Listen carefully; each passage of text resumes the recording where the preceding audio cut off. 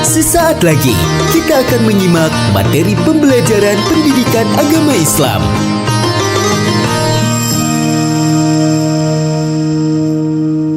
Assalamualaikum warahmatullahi wabarakatuh. Bismillah, alhamdulillah, wassalatu wassalamu ala rasulillah Sayyidina Muhammad ibn Abdillah wa ala alihi wa sahbihi wa mawala amma ba'da. Berjumpa kembali dalam pembelajaran pendidikan agama Islam dan budi pekerti. Pada pertemuan kemarin kita telah membahas tentang materi menghormati orang tua dan guru. Kita akan melanjutkan pada materi bab 9, yaitu tentang prinsip ekonomi menurut syariat Islam. Namun, anak-anakku semuanya kelas 11 SMA Negeri 1 Wirosari, sebelum kita pembelajaran pada hari ini kita mulai, marilah kita membaca doa dulu dengan harapan semoga dengan pembacaan doa kita semua mendapatkan ilmu yang bermanfaat. Kalian yang di rumah untuk mengikutinya. Bismillahirrahmanirrahim. Rabbi zidni ilma warzuqni fahma. Amin ya rabbal alamin. Anak-anakku semuanya kelas 11 SMA Negeri 1 Wirosari. Pada pertemuan kali ini kita akan bahas tentang materi bab 9, yaitu kaitannya dengan prinsip ekonomi Islam atau prinsip ekonomi dan praktek ekonomi dalam syariat Islam. Namun sebelum Pak Ma'ruf menjelaskan tentang prinsip ekonomi dalam syariat Islam ini, Pak Ma'ruf akan menjelaskan kompetensi dasar yang akan kita capai pada pertemuan kali ini.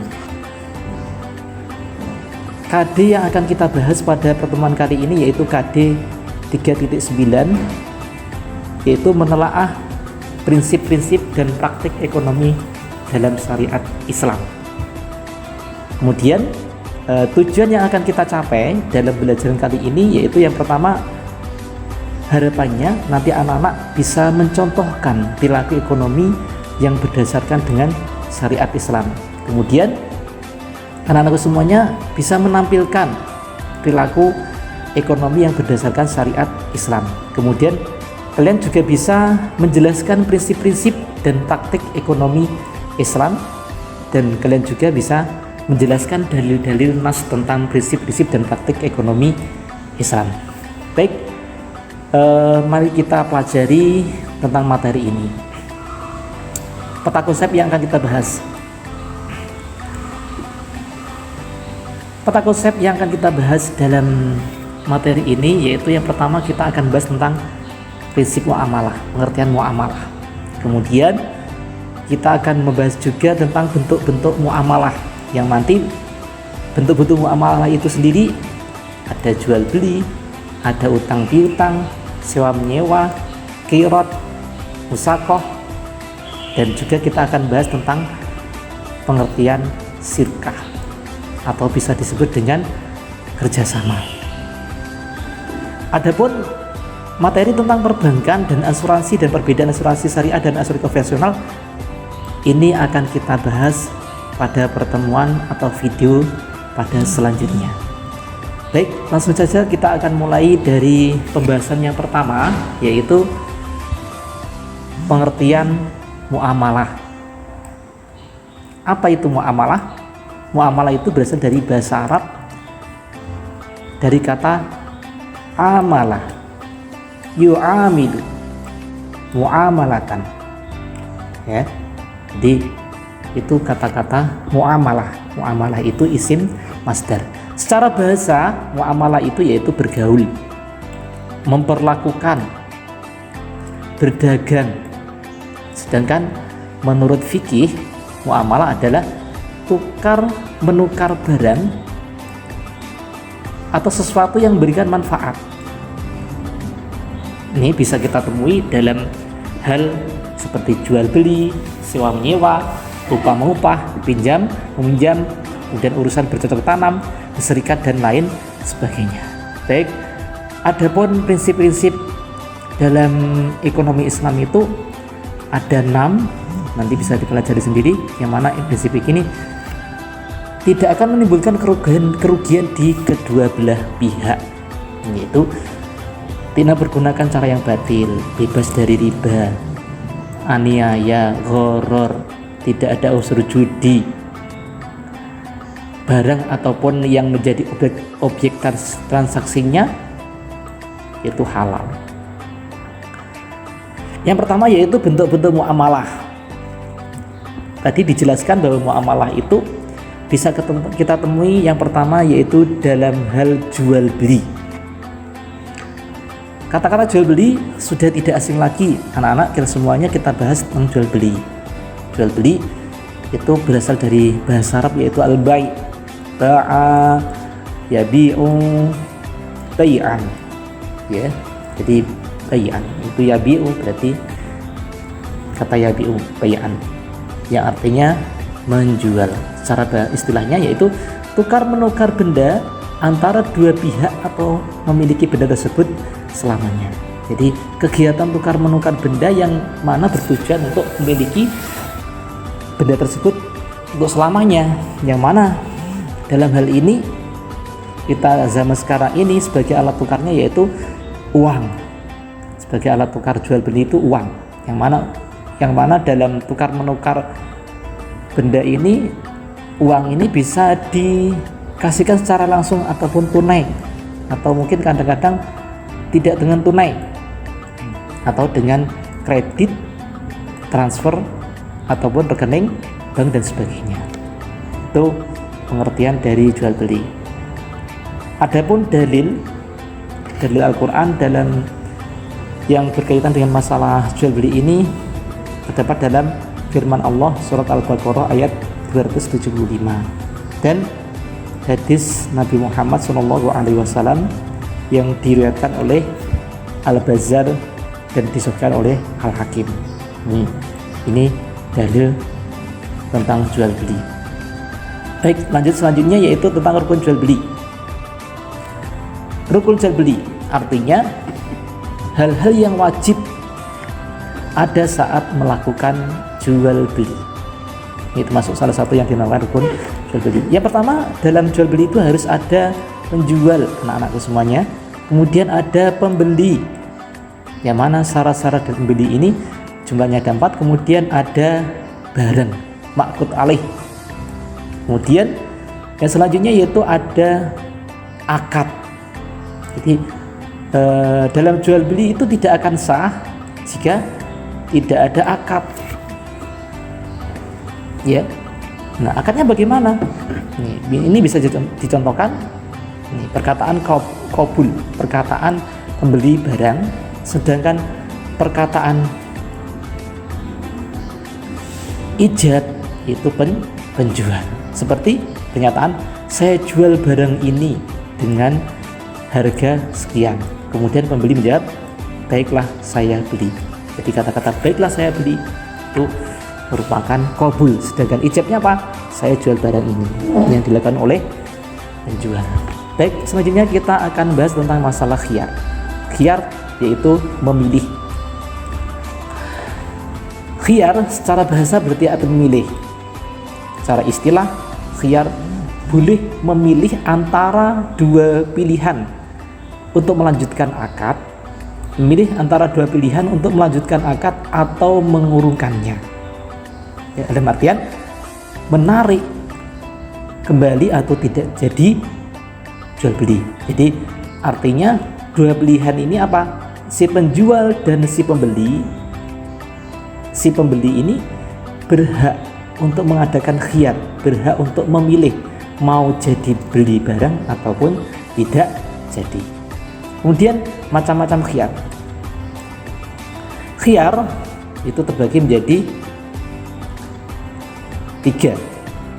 Ada khiyar majelis, kemudian khiyar syarat, kemudian khiyar ayyibi. Yang mana menjadi titik poinnya dalam khiyar majelis itu khiyar itu diucapkan oleh penjual, oleh pembeli dalam majelis tersebut. Jadi dalam artian di sana tidak terpisah. Sedangkan khiyar syarat, kesepakatan tersebut bisa dilaksanakan, tetapi di sana ada masa khiyarnya. Yang mana masa khiyar ini paling lama 3 hari. Jadi si pembeli tadi jadi beli barang tapi dengan syarat, dengan syarat tempo waktu. Kemudian khiyar AIB yaitu cacat. Artinya si pembeli tidak jadi beli karena barang yang diperjualbelikan itu cacat. Jadi seperti itu. Hikmah khiyar, anak-anak bisa baca sendiri ya. Khiyar, kemudian dan sebagainya. Kemudian riba.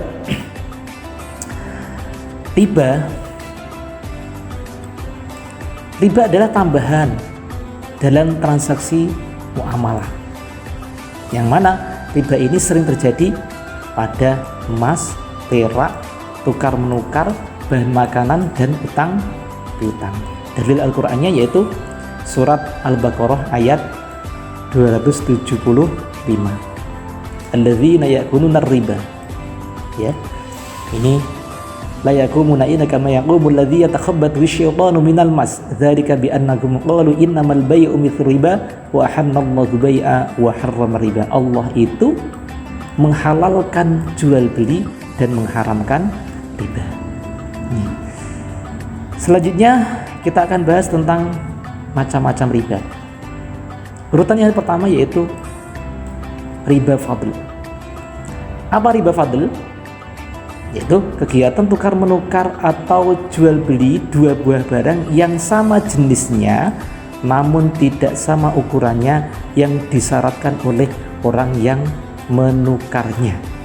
Jadi kegiatan tukar menukar barangnya itu sejenis, tetapi emas dengan emas, tetapi ada syaratnya. Satunya emas baru, satunya emas tua, agak boleh. Kalau emas baru ya harus dengan emas baru yang ukurannya harus sama. Tapi kalau tidak sama, itu namanya riba fadl. Kemudian yang kedua yaitu riba qard. Riba qard itu adalah meminjamkan sesuatu dengan syarat atau ada keuntungan atau tambahan dari orang yang meminjami. Jadi ada seorang yang pinjam, kemudian dia mensyaratkan bagi yang hutang harus mengembalikan lebih hutang piutang ya. Yang selanjutnya yaitu riba nasi'ah dan riba yat. Riba nasi'ah dan riba yat ini hampir sama. Perbedaannya apa? Nih, riba nasi'ah perbedaannya yaitu riba yat itu mengakhirkan pemegang barang. Yang mana riba yat ini biasanya si penjual dan si pembelinya ini secara terpisah diakhir-akhirkan ya, untuk pemegangan barang. Kemudian riba qard ini riba nasi'ah tadi apa? Mengakhirkan hak, dan ketika akan dinyatakan bahwa suatu bayaran diakhirkan meskipun sebentar. Barang ini saya kasihkan besok ya. Jadi akhirnya besok lagi dengan harapan apa?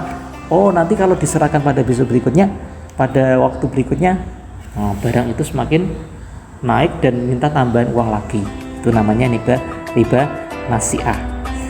Baik anak-anakku semuanya, kita lanjutkan pada materi selanjutnya yaitu utang piutang. Anak-anak bisa baca sendiri. Kemudian rukun utang piutang, kemudian adab utang piutang. Yang selanjutnya lagi yaitu lanjut lagi sewa menyewa ya. Sewa menyewa ini dalam istilah Islam namanya ijarah ya. Yang mana sewa menyewa ini dengan tujuan apa? Memiliki imbalan yang harus diterima seseorang atas jasa yang diberikan. Nah, dalam hal ini kita bisa temui dalam ada orang yang menyewakan mobil, ada orang yang menyewakan rumah, ada orang yang menyewa kuda. Ini bisa terjadi dalam hal rental mobil, itu masuk ijarah. Kemudian rukun dan syaratnya menyewa, ada orang tidak dengan paksaan, barangnya itu menjadi hak penuhnya. Itu ya, bisa ditulis sendiri. Baik, selanjutnya kita akan bahas tentang masalah qirad. Secara bahasa qirad artinya qorido yaqridu. yaitu meminjamkan sesuatu, yang mana qirad adalah akad antara dua pihak atau saling menanggung salah satu pihak, yaitu pemilik harta mempercayakan hartanya kepada pihak kedua atau pengelola untuk digunakan sebagai modal berdagang dan membagi keuntungan sesuai kesepakatan. Jadi ada dua orang, A dan B. Jadi A dan B ini melakukan akad kerjasama. A punya harta, kemudian yang B dia pengelolanya. Yang mana hartanya A ini diberikan kepada si B agar dikelola dengan baik, istilahnya untuk menanam saham di sana, dan akhirnya nanti keuntungan dibagi sama rata. Ini dalam istilah ilmu fikihnya akad mudharabah. Iya. Selanjutnya rukun qirad, kemudian syarat qirad. Ya, bisa dilihat sendiri anak-anak ya. Kemudian musaqah. Musaqah itu apa? Musaqah berasal dari bahasa Arab saqa yusaqi musaqatan, yang artinya memberi minum secara istilah. Syarat musaqah adalah kerjasama antara pemilik kebun atau sawah dan petani yang mengelola dengan pembagian keuntungan ketika panen ditentukan ketika akad. Jadi musaqah ini bisa ditemui dalam kebun ataupun sawah. Kalau tadi untuk yang qirad itu tanam saham, sedangkan ini kerjasama tadi dalam hal pertanian. Itu musaqah. Perbedaannya seperti itu. Ada rukun musaqah, kemudian syarat musaqah. Nah, tapi semuanya kita lanjutkan pada materi yang terakhir, yaitu tentang sirkah. Sirkah itu artinya apa? Yaitu mencampurkan dua bagian atau lebih sehingga tidak dapat dibedakan antara bagian satu dengan bagian yang lainnya. Ini sirkah. Sirkah itu juga termasuk salah satu dari kegiatan kerjasama, yang mana kerugian itu ditanggung oleh semua pihak. Itu yang namanya sirkah. Kemudian yang sering kita temui untuk sirkah itu sendiri itu di sirkah ukut. Tuh, sirkah amla ini jarang kita temui. Kita akan bahas tentang sirkah ukut. Yang pertama yaitu sirkah inan. Sirkah ukut itu apa? Terjadi apabila dua orang atau lebih bergabung melakukan akad untuk bergabung dalam suatu kepentingan harta dan hasilnya berupa keuntungan. Sirkah itu mempunyai 4 bentuk. Yang pertama yaitu perjanjian sirkah inan, perserikatan harta. Perjanjian dua orang atau lebih untuk berserikat dalam permodalan. Jadi ada dua orang, A dan B mempunyai modal yang sama, mereka berserikat atau melakukan kerjasama, yang mana kemudian modal itu dikumpulkan jadi satu. Nah, yang mana nanti keuntungan dan keuntungannya akan dibagi bersama-sama sesuai dengan kesepakatan. Yang mana dalam sirkah inan ini tidak disyaratkan sama dalam jumlah modal, bebas antara A dan B, itu modalnya mau besar yang B atau yang A tidak ada masalah. Kemudian sirkah mufawadah, kerjasama dua orang atau lebih untuk melakukan suatu usaha dengan persyaratan memiliki jumlah modal yang sama. Kalau yang tadi tidak disyaratkan sama modal, sedangkan sirkah mufawadah itu harus modalnya sama, yang mana masing-masing anggota berhak untuk bertindak atas nama sirkah. Kemudian sirkah wujuh, kerjasama antara dua orang atau lebih untuk membeli suatu modal tanpa modal. Jadi wujuh itu dia tidak punya modal, tetapi dia punya keahlian, yang mana dia dipercayakan oleh orang yang punya modal. Sedangkan sirkah abdan yaitu kerjasama dua orang atau lebih untuk menerima suatu pekerjaan yang akan dikerjakan secara bersama-sama.